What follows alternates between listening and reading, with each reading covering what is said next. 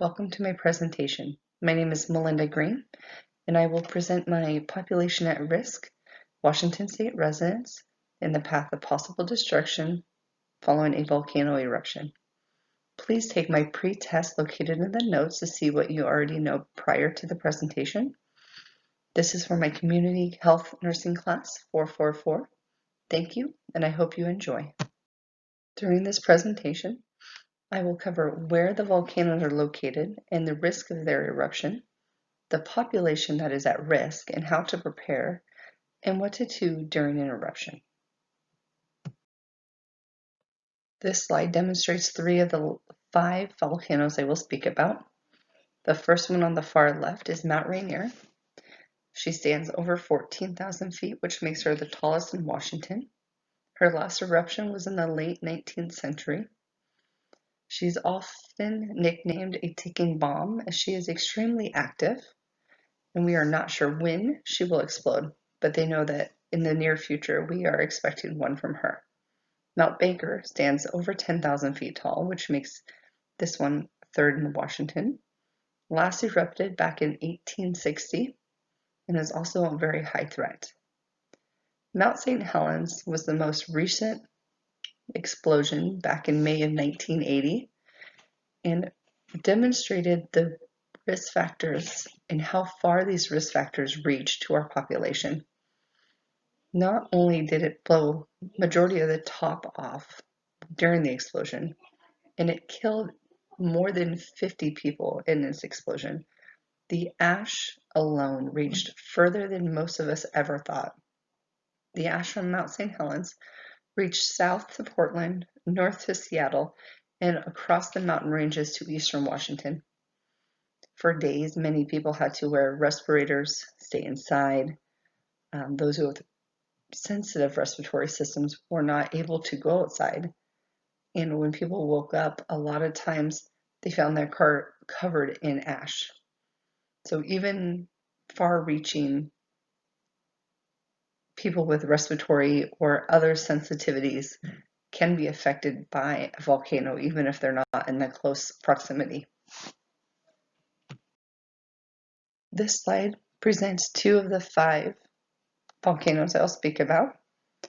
Mount Adams, which is here on the left, stands over 12,000 feet, which makes her the second tallest in Washington. Her last eruption was more than 1,000 years ago. She's not considered a very high threat, but she's still a high threat for eruption. Glacier Peak in the middle slide stands just over 10,000 feet. Her last eruption was back in the 17th century, and she may be the least active volcano in the area, but she is also the very high threat for eruption. What makes her very dangerous and scary for her eruption is that she has many peaks or rock formations along close to where if she erupts, they can throw and cause many landslides and laharas. She also is one of the deepest reaching mountains and reaches to near many of our islands. So they feel that if she does go, it will cause damage widespread compared to some of the other volcanoes. On the far right here is a map that they have went through and rated the severity of the threats per volcano.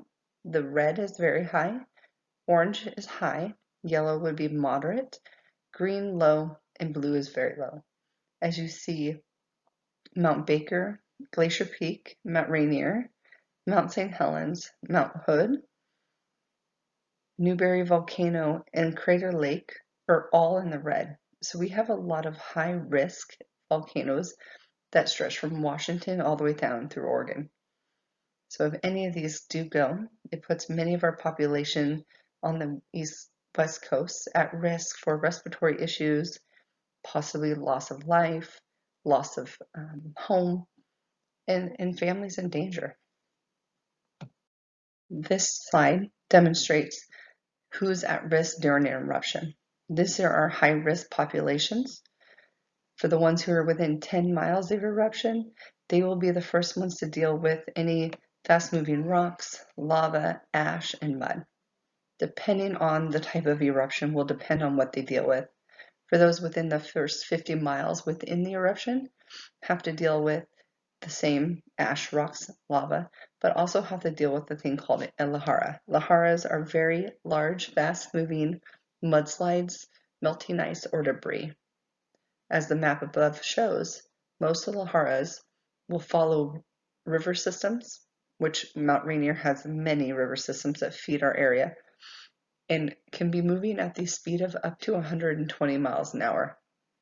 So anyone on those rivers would be the ones that need to evacuate as soon as possible.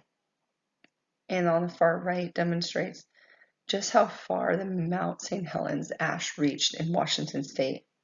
So you see Mount St. Helens right down there in the brown triangle on the far left, and how far the ash reached to the right and south and north.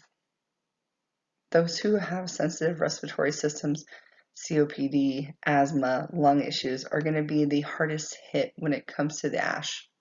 They need to stay inside. They need to make sure they have respirators, oxygen, inhalers, anything like that, and they should be prepared before this happens. So how do you prepare for a volcano eruption? There's two things. First of all, you need to make sure you have an emergency supply kit. There are many ways to do this, and below there is a link on the bottom of this slide that provides a step-by-step how to build a kit.